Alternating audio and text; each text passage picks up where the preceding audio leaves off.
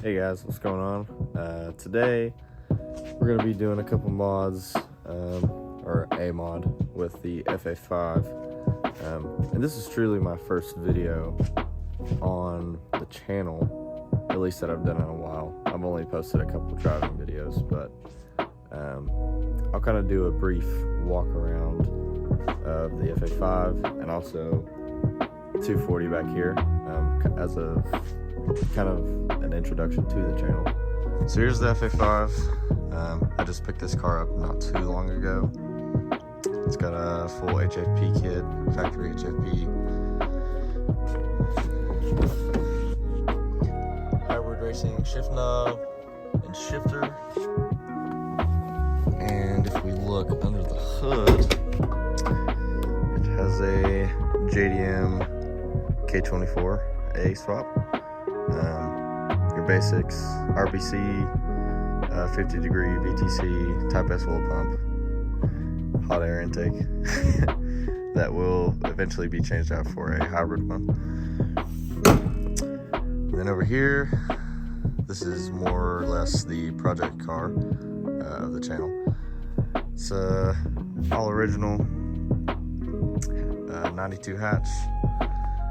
Unfortunately, it's auto, but that will soon be changed.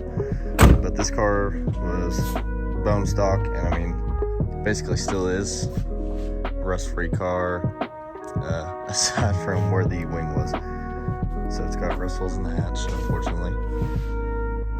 I did just pick up some pretty crusty Advan SA3Rs. Those will be getting refinished. Let's see, that one's started to be sanded down there, but yeah, it'll be getting a manual swap and all kinds of stuff. Be kind of a weekend fun drift car / street car. But yeah, without further ado, let's get into today's mod for the FA5. So what we're going to be focusing on today is doing the Type R kind of red gauge face. But the one thing that I never see anybody do when they do this is do something about the needle. So in these cars, the needle lights up white, but in the FT2 Type Rs, they light up red. And personally, I hate how the white needle looks against the Type R gauge face. So I'm gonna do my best to try to make something work and paint the needle red. So what I've got for that, if I look in here, I bought some transparent red paint just from Hobby Lobby. So I'm gonna try to do the needle red, and the reason I'm doing it transparent is so that the light can still come through the paint and it not mask the light off to where there's no light kind of emitting from the needle itself. Another part we are going to do is in the FT2s, the bezel around the tach is black instead of silver. So we're going to go ahead and make that black as well.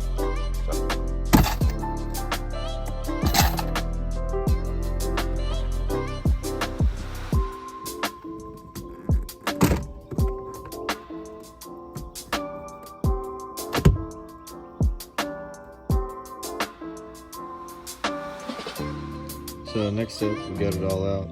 I'm gonna pop off the clips for the cover. I won't go too much into depth about doing all this because I know there's a million other videos probably on YouTube that I've seen about getting this all apart. We're just gonna mainly focus on doing the little details as far as the bezel and the needle that I've not really seen anybody else do. Alright, so here's where we're at. We kind of have everything disassembled here. I just wanted to say that just be very careful when popping off all the pieces. You know, you don't want to break any of that stuff. So just be gentle, take your time. As far as the actual faceplate goes, you do have to kind of notch out the little spots for the, I guess, the little plastic studs that kind of center it, I suppose. So yeah, we are going to get this and the needle prepped for paint. Now that I'm looking at it, so everywhere else is just the black plastic. The center of it is really the only place that's it's just a clear lens. Then like the bottom and inside of it's white. And I'm guessing there's kind of an LED inside that kind of illuminates the back and into the needle. So you've got the needle all taped up here. The main thing is kind of going down, of course covering the silver, the middle piece of it, but the black edges all the way down the sides and the tip. It's okay if you do leave a little bit of the black showing. It's a red transparent paint, so the possibility that you will notice it on the black is very unlikely, but at the same time, you could probably go over it with a black Sharpie and it'll be, I mean, too minuscule to actually notice. Like on the tip here, you can see a little bit of the black, but the main thing is you don't want to cover up part of the needle so that once you've painted it red, you don't want any white to kind of show through it in spots. So the main thing is getting that all solid red. Alright, so everything is painted and put back together. Yeah, the needle came out pretty great, if I do say so myself. There was some overspray. I don't know how good you'll be able to tell on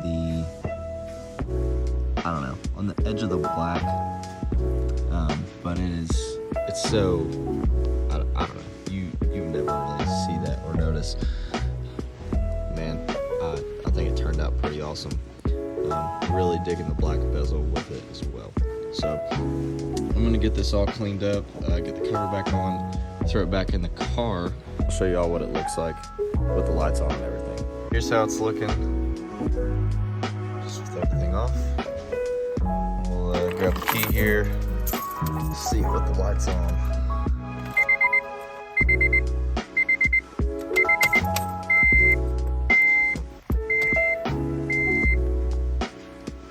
Looks pretty dang good. You will notice around the edge of the needle, you can kind of see some white through the edges, but it's a pretty even edge around the entire needle. So I don't really mind it. It definitely looks a lot better than the white would. And yeah, if it bothers me enough, I might pull it out and give it a couple more coats. I just did 2 coats and it looked visibly evenly coated. But yeah, I love how it looks, and it's definitely, I mean, it's a cheap mod. The gauge face itself is like $30 on Amazon, or depending where you get it. And it's definitely a worthwhile mod in my opinion, as far as things that, I mean, you're staring at every time you're in the car. So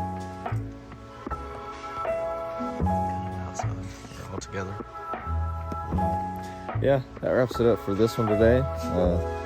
Hope you guys enjoyed and learned something. All you other 8th gen guys that might be looking to do this, but kind of had the same problem that I had in my head about the white needle kind of going against the white or silver type like edge face. So yeah, hope you guys enjoyed, and see y'all in the next one.